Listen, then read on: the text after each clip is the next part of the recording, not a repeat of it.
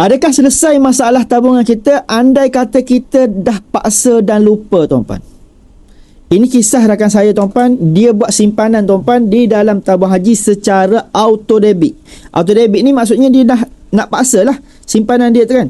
Dia simpan RM500 selama 12 bulan. Maksudnya setahun lah. Dan dia buat perkara tersebut selama 5 tahun. 500 sebulan selama 5 tahun. Jadi 500 didarab dengan 12, didarab dengan 5 tahun, tuan-puan. Maka simpanan yang ada sebenarnya dalam tabung haji dia adalah RM30,000.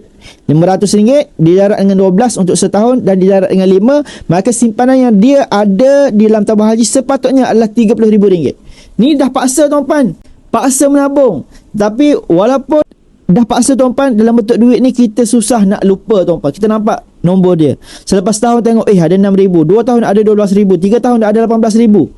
Ya, jadi tak sampai jumlah tu banyak, tuan-puan, kita rasa rasa nak gunalah duit. Maka simpanan dia berlaku kebocoran juga. Selepas 5 tahun, tuan-puan, simpanan ada dalam tabung haji dia hanya RM1,300 sahaja. Sebab apa? Ini syarat untuk pergi haji kan.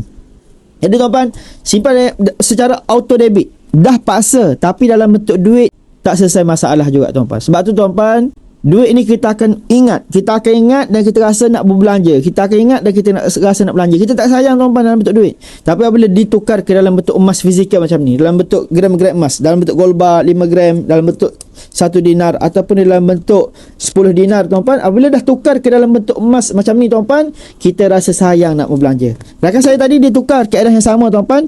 Dia simpan secara paksa dalam bentuk emas. Dan apabila dah tukar dalam bentuk emas, tuan-puan, dia dah lupa dah. Sebab dia tak nampak dah nilai duit. Sebab ditukar dalam bentuk gram-gram emas. Maka simpanan dia, tuan-puan, bertambah dengan sangat banyak, tuan-puan. Dulu simpanan dia nak ada 2,000 pun susah, tuan-puan. Walaupun dah buat auto debit, sekarang apabila dia dah tukar kaedah. Dulu simpan dalam bentuk duit, sekarang simpan dalam bentuk emas. Simpanan dia sekarang lebih daripada 100 gram, tuan-puan. Jadi, tuan-puan, yang ada masalah yang sama, dah buat auto debit, dah paksa simpan, tetapi simpanan tetap juga bocor, tuan-puan kena simpan dalam bentuk emas juga. InsyaAllah saya akan bantu guide sebaiknya.